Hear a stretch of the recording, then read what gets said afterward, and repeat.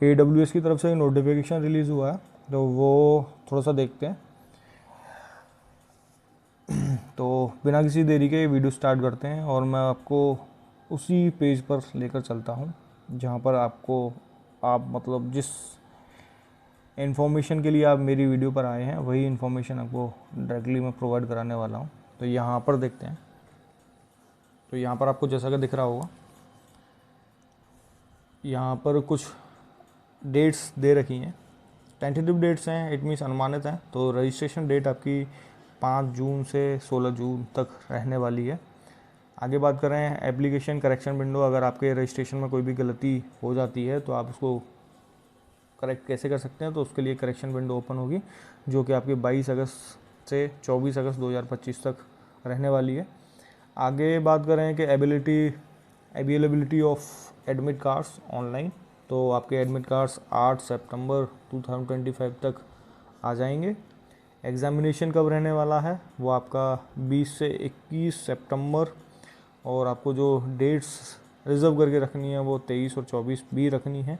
आगे बात करें कि आपका रिज़ल्ट कब तक आ जाएगा, वो आपका रिज़ल्ट आपका 8 अक्टूबर 2025 के बाद आने वाला है। ठीक, और थोड़ी बहुत डिटेल्स चेकआउट करते हैं कि किस किस पोस्ट के लिए है। तो यहाँ पर इन्होंने लिस्ट दे रखी है आर्मी स्कूल्स की कि क्लस्टर 1, क्लस्टर 2, क्लस्टर 3। तो आप पता लगा सकते हैं कि मेरे आसपास कौन सा क्लस्टर में मेरा डिस्ट्रिक्ट आ रहा है। तो लगभग हर डिस्ट्रिक्ट में एक एक स्कूल इनका है।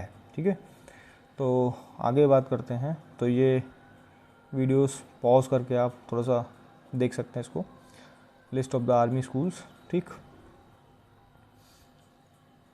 आगे बात करते हैं आपकी पोस्ट।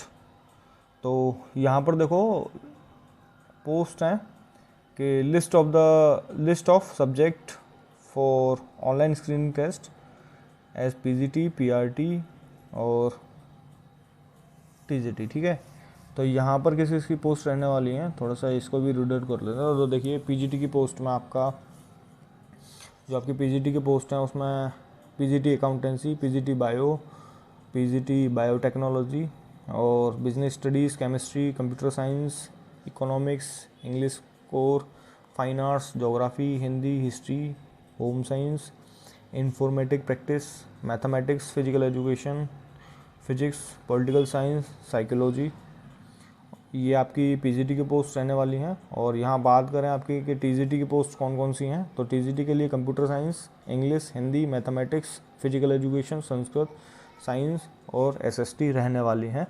PRT के लिए जो आपकी पोस्ट रहने वाली हैं वो आपकी हैं PRT फिजिकल एजुकेशन और PRT विदाउट फिजिकल एजुकेशन, ये आपकी वैकेंसीज रहने वाली हैं।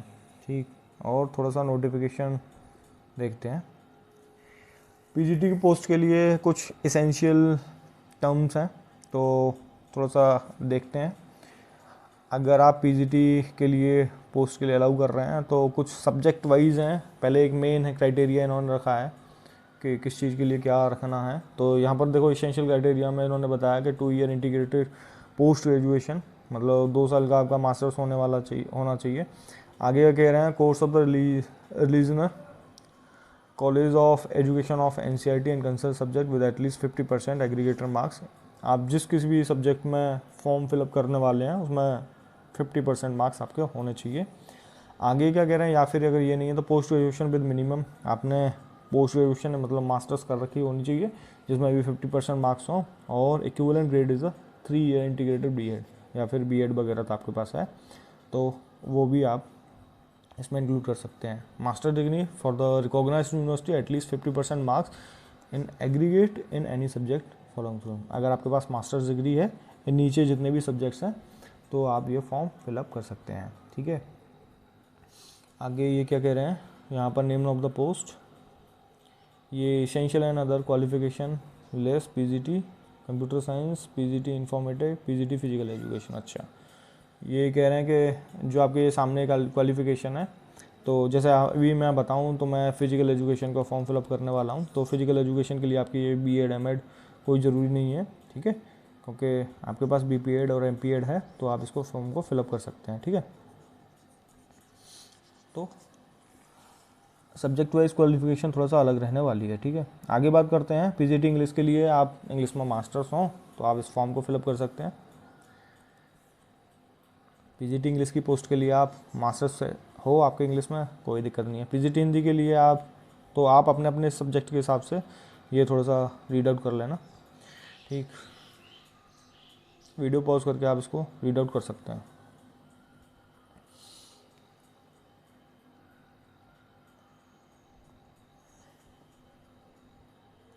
पीजीटी कंप्यूटर साइंस, देखो कंप्यूटर साइंस के लिए अलग से है, इन्फॉर्मेटिव प्रैक्टिस के लिए भी है। आगे बात करते हैं पीजीटी फिजिकल एजुकेशन। तो देखो जैसा कि मैंने आपको बताया था, पीजीटी फिजिकल एजुकेशन के लिए इन्होंने अलग से क्वालिफिकेशन दे रखी है।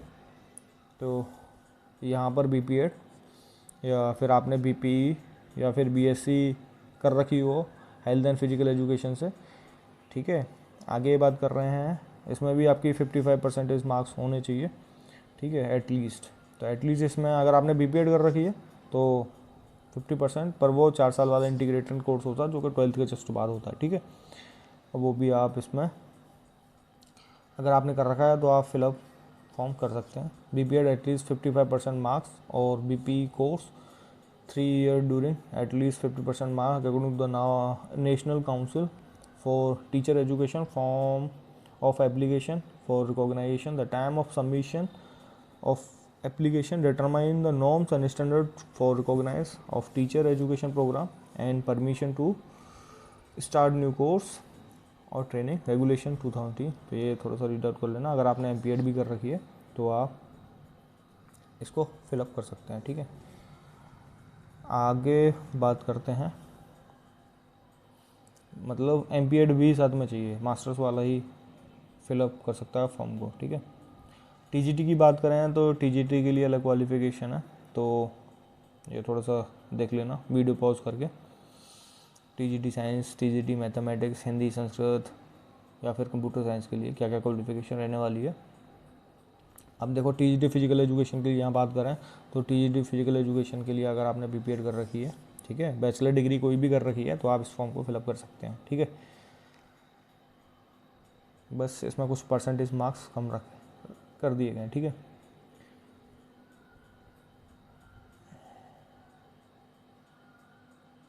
अगर आप पीआरटी होल्डर्स हैं, इट मीन्स पीआरटी में फॉर्म भरना है आपको। तो पीआरटी में फॉर्म भरने के लिए आपको यहाँ पर आपको बता रहे हैं कि आपका जो ग्रेजुएशन है, तो PRT graduating holder bachelor degree with at least 50% marks in aggregate, आपने बीएड डीएलएड कर रखी हो, ठीक है।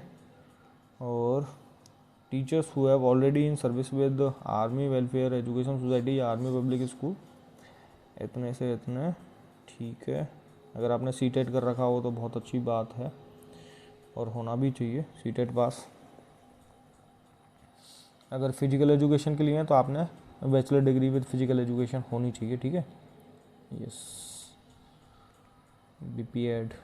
अगर आपके पास कोई भी एनसीसी का सर्टिफिकेट या स्पोर्ट्स की क्वालिफिकेशन है तो आप इसमें फॉर्म में फिलअप कर सकते हैं। यहाँ पर बात करें कि आपका जो पीआरटी का टेस्ट होगा वो 3 घंटे का रहने वाला है। क्या क्या सेक्शन वाइज रहने वाली हैं चीज़ें, तो यहाँ पर बात करते हैं कि आपकी बेसिक जीके जनरल अवेयरनेस जो है वो 10 क्वेश्चन रहने वाले हैं, ठीक है। तो next one is the section B, pedagogy, curriculum और एजुकेशन पॉलिसी मैटर्स आएंगे, जिसके भी 10 क्वेश्चन रहने वाले हैं, ठीक है, सॉरी 20 क्वेश्चन है। तो ये आप थोड़ा सा देख लीजिएगा कि किस टॉपिक में से आपके क्वेश्चन रहने वाले हैं। नेक्स्ट बात करें कि एकेडमिक प्रोफिशिएंसी के आपके 170 क्वेश्चन रहने वाले हैं, ठीक है। तो ये आप थोड़ा सा रीड आउट कर लेना, मोस्ट इम्पॉर्टेंट पार्ट है आपके सब्जेक्ट का। ये टीजीटी के लिए हैं, तो टीजीटी में क्या रहने वाला है, बेसिक जीके करंट अफेयर्स आएंगे, ठीक है। तो बेसिक जीके क्वेश्चन जो हैं आपके 10 क्वेश्चन रहने वाले हैं। पेडागोजी, करिकुलम और एजुकेशन पॉलिसी मैटर के 20 क्वेश्चन हैं और यहाँ पर एकेडमिक प्रोफिशिएंसी के 170 क्वेश्चन रहने वाले हैं, ठीक है। आगे बात करते हैं पीजीटी पोस्ट के लिए। तो पीजीटी पोस्ट के लिए भी आपका जो जीके करंट अफेयर्स के हैं वो 10 क्वेश्चन हैं और pedagogy, curriculum, education policy matters पे भी 20 क्वेश्चन है।